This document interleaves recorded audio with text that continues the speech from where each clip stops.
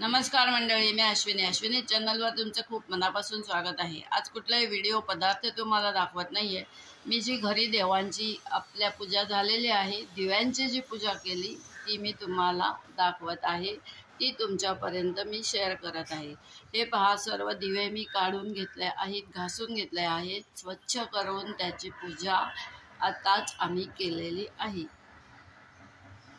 आता ह्या जागेअभावी अजून दिवे ठेवलेले नाहीयेत, जेवढे ताटात राहिले तेवढे ठेवले आहेत। एक दिव्याची पूजा केली तरी पण चालते, असं काही नाहीये। तुम्ही एवढं सर्व दिवे काढा आणि मग पूजा करा, पण शक्यतो जर घरात दिवे असतील तुमच्या जास्तीचे तर ते नक्की काढून त्याची पूजा करावी। धन्यवाद।